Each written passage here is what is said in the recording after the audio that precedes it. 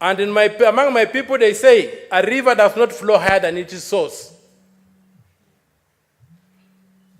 And when you look at the sun, you must blink. Justice is crying out. Our children have died, something that has never happened in this country. The president has called them criminals. And the president cannot continue sitting in power when the children have died. And he said you do anything at whatever cost. When the Constitution says you can't do anything at whatever cost. So my call is to associate my voice with those who are saying that the president vacates office. There's no room for all these things we are doing here, and we start off with a new slate. Mr. Speaker, sir, anything less than that will not avenge the blood that has been spilled on our streets. A street that is hallowed, a street that is recognized in the Constitution as an arena for engaging politically. As the arena whereby, when this institution fails, the people of Kenya invoke Article 1 and go to engage. When you desecrate such a venue, you don't do anything. There's not even a call that these things should be investigated. Instead, they're trying to say that we go and have dialogue to assuage, to see, I don't know how to distort what is happening, to do whatever, to see how. I just look at these people like prison guards who are fighting for who becomes the chief warden. Then they learn that there's a prison break. So they all forget about what they were fighting for. They say the first thing we must do is to ensure that this prison is not destroyed. Because their business is the prison. Their business is to keep the people in the prison. So they are now coalescing, forgetting about the fight they were having, who becomes the chief warden. Now they are saying the prison must be kept intact. We are not going to allow that. This country has moved. The government that has to govern this country must govern by law. And, Mr. Speaker, sir, I reiterate my words that if really the president values this country, he should do the honorable thing, fall on his sword. President Ruto, fall on your sword and retain, if you have to retain in order. And retain in. Well, 1 minute, you wind up your thoughts, Senator Mtata. Just 1 minute. Mr. Speaker, thank you. What I was saying is that, like in the old days of the Roman soldiers, when they felt that they had brought dishonor to the country, and they were even, the dishonor was so bad that they could not even let another person kill them, they fell on their swords and died. That's the only way they regained their honor. And the only way Ruto can regain in honor is for him to fall on his sword and let the Kenya Kwanza administration die, so that Kenya can have a new beginning. With those few remarks, Mr. Speaker, sir, I thank you. At that juncture, we will defer that motion and proceed to the next order. Clerk, kindly call the next order. Order number 9, motion, approval of sittings of the Senate to be held in Busia County.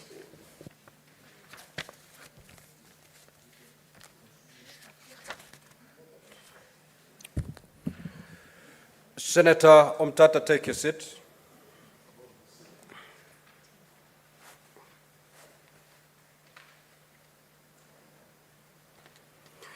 Now, honorable senators, we had concluded debate on this particular motion.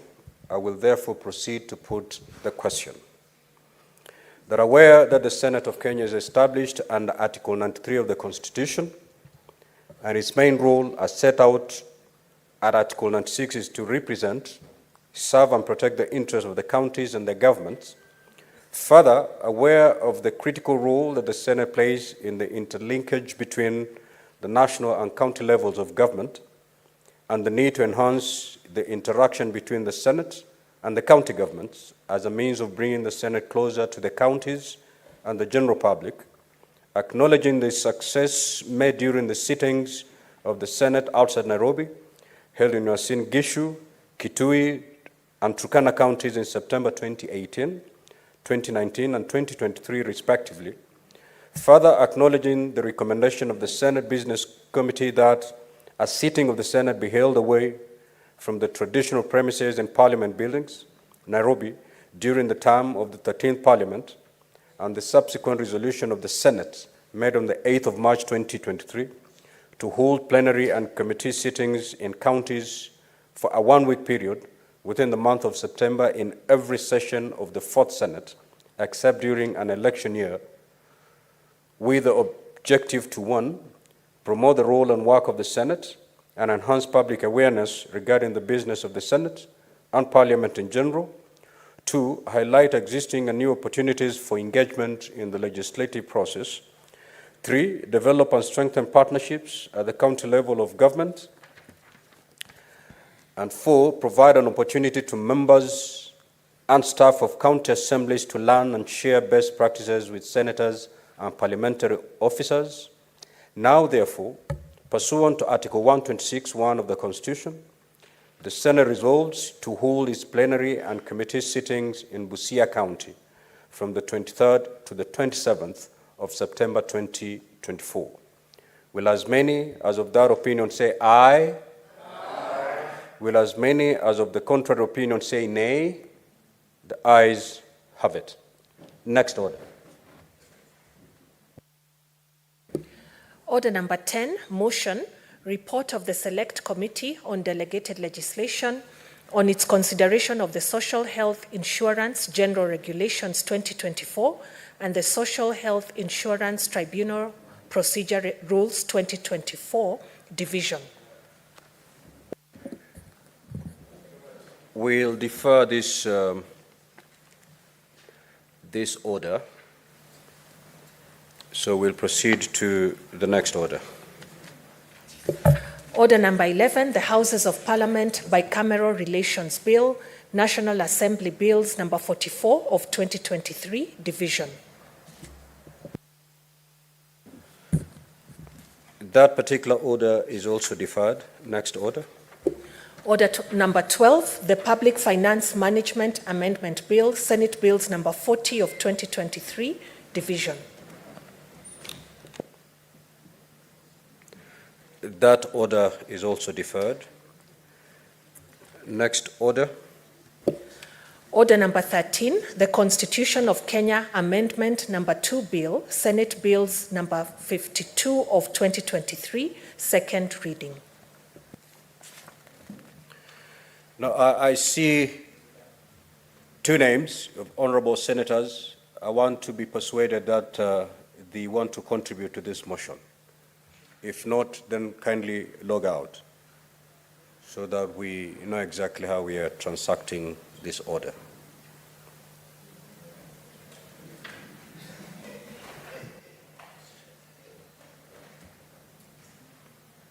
That order is deferred. Proceed to the next order.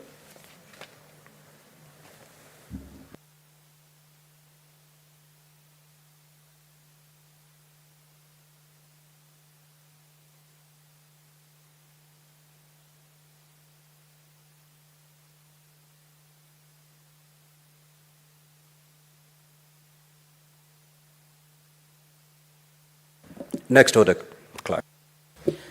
Order number 14, the Heritage and Museums Bill, Senate Bills number 8 of 2023, second reading.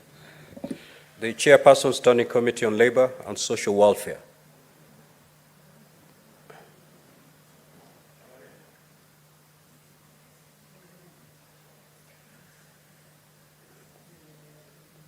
That order is deferred. Next order, Clerk. Order number 15, the Agriculture and Food Authority Amendment Bill, Senate Bills number 13 of 2023, second reading. Honorable Senator James Murango, the Chairperson, Standing Committee on Agriculture.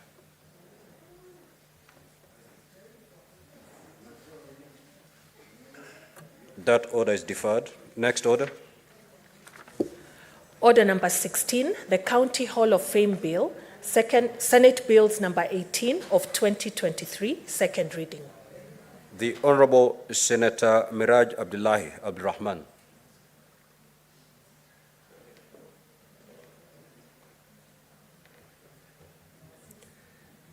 That order is deferred. Next order. Order number 17, the Rice Bill, Senate Bills number 19 of 2023, second reading. Senator James Murango, the Chairperson, Standing Committee on Agriculture.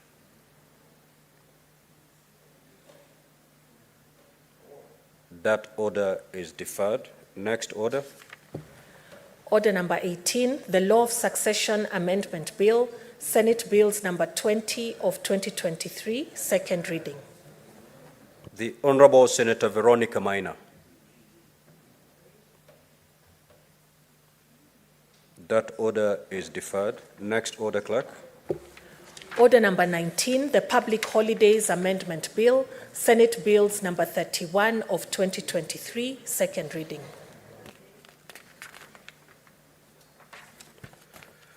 Senator Karungo Thangwa to move. That order is deferred. Next order. Order number 20, the County Assembly Services Amendment Bill, Senate Bills number 34 of 2023, second reading. Senator Mohamed Chute. That order is deferred. Next order. Order number 21, the County Public Finance Laws Amendment Bill, Senate Bills number 39 of 2023, second reading. The Honorable Senator Kathuri Murungi.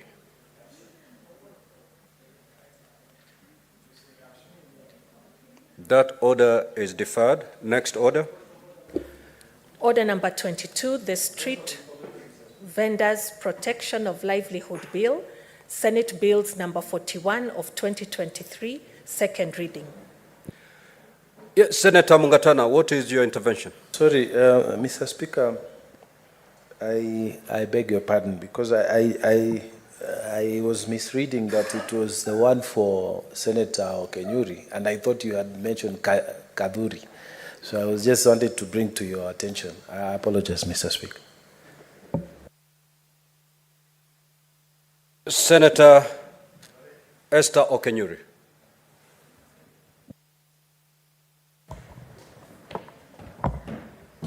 Thank you, Mr. Speaker, for this opportunity.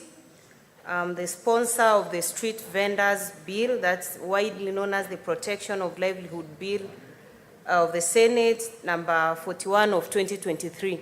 Mr. Speaker, this bill was actually widely also given a lot of attention with the Senate Trade Committee, whereby I serve as the Vice Chair of that committee.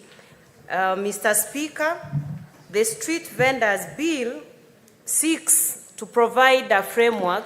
Senator Esther Okenyuri, you first need to move, and then you put your justification on the bill. Mr. Speaker, I beg to move the Street Vendors Bill be read for the second time. So allow me to proceed. Mr. Speaker, the Street Vendors Bill is actually an act of parliament that seeks to provide a framework on how street vending should actually happen in this country, and with a lot of preference to our county governments, because this is an issue that touches on counties also. Mr. Speaker, the bill also argues that small-scale trade contributes significantly to this country's economy, and largely as the hustlers, as we called them during our campaign period, Mr. Speaker. So this is a bill that puts their interests at the front line, Mr. Speaker, because these are the people who largely contribute to our economy. In Nairobi, Mr. Speaker, if you walk this afternoon, you will one way or in another meet a street vendor. They are either selling small items as biro pens, others are selling food items, others are doing music, Mr. Speaker, and we also even have others who are doing stuff like shows of magic whereby people can watch and pay. Mr. Speaker, in other developed democracies, street vending is a huge thing, and there are actually designated places where they actually do their vending. Mr. Speaker, the last time, if you remember, when we went with you on a Powers and Privileges Committee visit to Turkey, I had an opportunity to visit some of the vending zones that had been set aside for street vendors, and I was impressed to see the levels of hygiene in those areas, and I compared that to my country back here, and I felt we surely need to have a very organized way and dignified way that our street vendors can make money for themselves and for our county government and national government, Mr. Speaker. Mr. Speaker, street vending has largely been looked at as a very small business. This is not a small business as people look at it. This is a huge sector, because when you look at it, those are the ones who are running this economy, Mr. Speaker. We do not have them having huge money that they are putting in this sector, but whatever little they are putting together is what is enabling this economy run. Mr. Speaker, I also want to mention that in the recent past, we've seen headlines of how street vendors have been handled badly in this country. And I want to mention the county government of Nairobi. We saw some time back a disabled lady, I think in Embakasi, who was selling eggs, and the eggs were actually thrown away, and the lady also carried away with her wheelchair, Mr. Speaker. We shouldn't be witnessing such kind of harassment to people who are contributing to this economy. Instead, we need to look at how better to place them so that they do their business in a dignified manner, so that it's also even easy for the county government and national government to collect tax from this kind of businesses. Mr. Speaker, another reason why we need to have street vending have designated areas so that we have order, we restore order in the cities. Look at the city of Kisumu, look at the city of Nairobi, look at the city of Mombasa. We want, when we have visitors coming in, or those who are coming from the rural areas, can have a clean city, Mr. Speaker. This can only happen when we have a joint effort with the stakeholders in this sector and the government, so that the street vendors don't look at this bill as one that is curtailing their business, but look at it as one that is making them do business easily. Mr. Speaker, when I was actually coming up with this, we had an opportunity to have most of their organizations come to the table and present what they felt needed to be accommodated by this legislative proposal, and we took up most of the suggestions that were brought up by the street vendors. And I'm also looking forward that we are going to have political goodwill, especially from the county government. Mr. Speaker, look at a county like Busia. A county like Busia has street vendors from the Kenyan side and from the Ugandan side. So we have to coexist in a manner that the Kenyan vendors are making money, and now, in the spirit of good neighborhood, the ones on the Ugandan side are also contributing to this economy, but also watch out to avoid exploitation, especially for our local vendors who are doing business, Mr. Speaker. And this case also applies for the ones who are down in Namanga, bordering Tanzania on the other side, Mr. Speaker.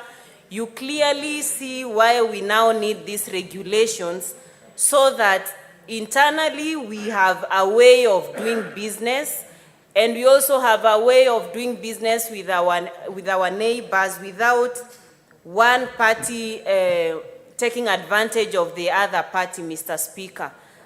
Street vending is not just about the ones who are selling small items. I actually mentioned of, right now we have young people who play guitar on the street. If you go to Mamangina Street, you'll see young people who are playing very nice music with their guitar. This is also a way of informal trading, but then they are doing it basing on the talents they have. So it's not just about objects or items that you can carry. It's about also providing a service and make money out of that service that you're offering to the public. And mostly we are seeing that in form of entertainment, Mr. Speaker. So this is a timely bill that I need support from this House, Mr. Speaker, so that we provide a conducive environment for our young people, for our women, for our men who want to better their livelihood by putting something in their pocket, and at the same time assist the government in generating revenue that will go a large mile in financing what activities we have in place, Mr. Speaker. Mr. Speaker, if I also mention, in other countries, when you look at how they are handling generally the issue of informal trading, is completely different. And it's because in those countries they had an opportunity to make laws way earlier. So when someone is coming into a business, they already know what is required.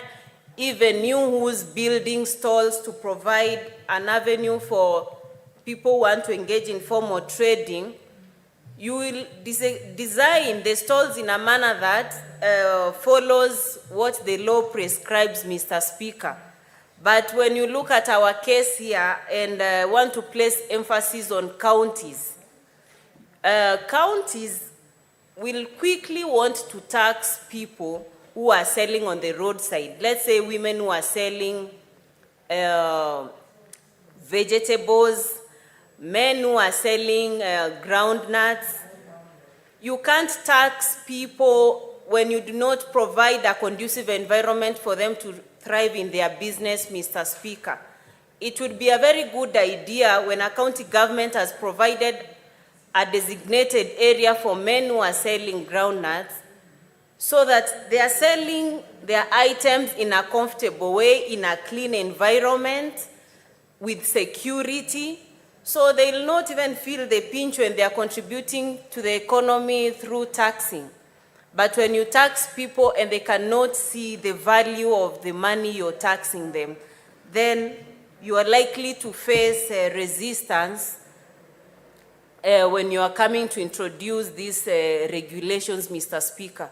So it's my hope that the 47 county governments will actually cooperate, and there was already goodwill because the chair of the COG Trade, Governor Utuoma, the governor for Busia, when we were collecting views from the different stakeholders, COG were among the ones who brought their views, and that was a good show of political goodwill.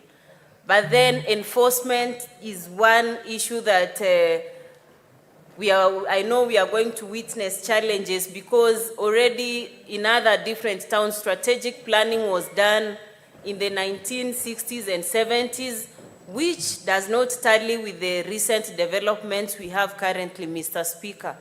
So this legislative proposal is very timely, and it accommodates all people from all walks of life, who want to do any informal kind of trading and make money than engage in other activities that we are discouraging the general public from engaging in, especially the young people. As a young person, I know how difficult it is to still go to school, have academic qualification, but still lack something to put in your pocket. Mr. Speaker, so street vending is not just about the ones who walk around the bus stations selling whatever items they have, but it also accommodates the ones who have any other kinds of informal trading. And that's why this legislative proposal seeks to recognize, because there are kind of activities that are currently being carried out and not formally recognized in our systems. The moment a business is recognized, you are equally able to even benefit from what the SACCOs are issuing in form of loans, what the government is issuing to assist those who are trading. But when you're not in an organized manner, it actually even becomes very difficult for you to seek support to broaden your business, Mr. Speaker. The other issue is about our authorities. Our authorities, there's a bill here we dealt with, especially on county licensing. We are looking at authorities that will be having many businesses to get money from. But my plea is that these authorities should not treat the traders in a punitive manner, because we look forward to encouraging these traders to actually do well in whatever areas they are engaging in. So the moment you want to punish innocent citizens who have no idea on what already is expected of them, we are going to discourage them from engaging in business, Mr. Speaker. Initially in this country, we've seen different administrations in our then local councils, the defunct councils we had. Defunct councils had a challenge even moving the traders from one point and relocating them to another point. And we are still experiencing the same challenge, Mr. Speaker. So this bill will actually provide for a structured way of moving traders from one point to their designated areas. When this is actually done, it even makes it easier for you to look for what you want. If you want maybe to purchase certain kind of baby items, you know where to go and get them, Mr. Speaker. I also saw this arrangement when I traveled to Dubai. Street vending happens even late in the night. Why? Because security is provided for those businesses. And those businesses have no problem with paying taxes because they have security, there is water, there is sanitation. So people are comfortably doing their businesses without little challenges here and there that we are currently facing in third world countries like Kenya, Mr. Speaker. So I really feel this House needs to support me in seeing this get to fruition, Mr. Speaker. In my own county of origin, Mr. Speaker, we have several women who sell vegetables on the roadside. They have not been able to move to the market because we do not have a structured way of accommodating them in those markets. Like I said, strategic planning for different towns was done way back in those years, and we need to readjust to accommodate such kind of people who are engaging in business currently. Mr. Speaker, all this that we are suggesting is not a new thing. We, all of us, want to align to sustainable development goals. In different countries across the world, informal trading is not a new thing. It's only that in Kenya we now want to put this into law so that we do not have people who are informal trading being harassed. Every other time I watch the news, I read statistics and stories of very sad cases of where women who are coming all the way from Mlolongo coming to sell their product in Nairobi sometimes end up with their products being confiscated all together. Mr. Speaker, we do not want, why would you confiscate someone's items, still subject them to arrest, and eventually destroy those items? Once you arrest someone who is actually engaging in such kind of trade, if they have already been penalized, don't go ahead and destroy their property, Mr. Speaker. Our mantra as the Kenya Kwanza government was to dignify the work that people are doing. The moment you want to treat people in that manner, you are already doing the opposite of what we anticipate, Mr. Speaker. And I want to urge the young people across this country to acquaint themselves with this legislative proposal. I might not be in a position to visit all those areas and see the different small trading that you engage in. But by me representing you with this proposal in this House, I believe it will go a long way in assisting so many other people who will come after us, Mr. Speaker. So this is a timely bill, and I want to conclude by saying that there are so many other aspects I might not have touched on. We have done even, I went ahead to do a comparative analysis of what is happening in other countries, why that kind of having small trading areas set aside works better, why it's not working better in those countries, what have they done to better that kind of trade. Mr. Speaker, like if I mention, we largely talk about Singapore having done very well, Mr. Speaker. Singapore has more than, by the time they were in the late 1960s, Mr. Speaker, they had more than 24,000 street hawkers out of a population of 2 million. Currently, I know that must have grown. Mr. Speaker, in Kenya, the percentages are very high. You cannot bury your head in the sand and say we do not have such kind of traders. Even when you're on traffic, you have someone who's trying to sell you a wall hanging. You have someone who's trying to sell you some flowers to put in your flower vases in the house. Mr. Speaker, that's the kind of businesses we want to harness and put in a structured format so that they can equally make money for themselves and also contribute effectively to this economy, Mr. Speaker. And I know this